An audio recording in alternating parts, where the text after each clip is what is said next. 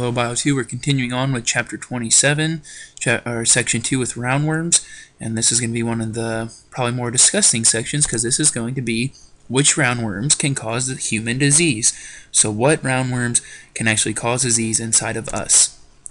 So there are going to be 4 types of roundworms that can cause disease in humans. First one is trichinosis causing worms, filarial worms, ascarid worms, and hookworms. So these are going to be 4 types of worms that will cause disease inside of humans. So our first one is trichinosis causing worms. So the trichinosis comes from the fact that the worm is called the trichinella worm, and they live and mate in the intestines of their hosts. And so female worms will carry fertilized eggs, and they burrow into the intestinal wall and they release larvae. So first step is female worm gets inside of you and it's carrying their fertilized eggs. They burrow into your intestines and then they will release their larvae, and then the larvae will travel through the bloodstream and burrow into organs and tissues. And from there, the larvae will form cysts and they'll become inactive in the host muscle tissue, so they can just live as cysts inside the muscle tissue of the host, and they will complete their life cycle only when another animal eats the muscle tissue containing these cysts, and therefore humans will get trichinosis by eating raw or incompletely cooked pork. So never eat undercooked pork because there could be some cysts from some trichinella worms, and then you'll ingest those and will come down with trichinosis. So nobody wants that. So that's how you get the first one, by eating incompletely cooked pork.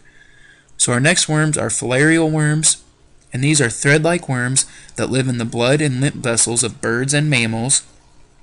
And they get into humans by biting insects. So from anywhere, they're transmitted by biting insects.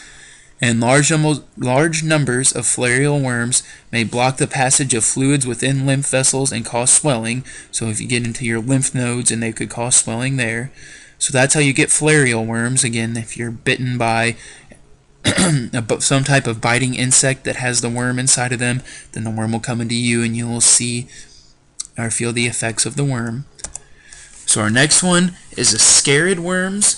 So they give one example here of Ascaris lumbricoides, I'm pretty sure is how you'd say that, is a serious parasite of humans and many other vertebrate animals, and it will absorb digestive food from our small intestine, and it is commonly spread by eating foods that are not washed properly. So they break it down and give us the life cycle of kind of how it works inside of humans. So here's what happens. So first step is a human will ingest food or water that contains the Ascaris eggs. So that's the first step.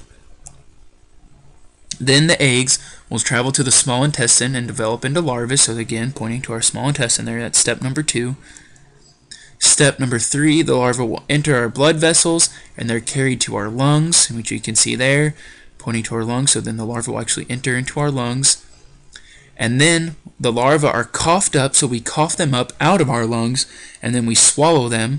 So it's basically coughing up a loogie that be filled with ascarid worms, and then they'll travel to our small intestine where they develop to maturity, and then eggs are released and they leave the host into feces.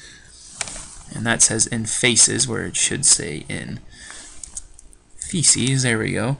So then that's a nice life cycle there. They develop inside our lungs, we cough them up and swallow them again. So our last one are hookworms. So hookworm eggs will hatch and develop in the soil, and then they will use sharp tooth-like plates and hooks to burrow into the skin and enter the bloodstream. And since they live in the soil, you're usually going to get them when you are walking around barefoot.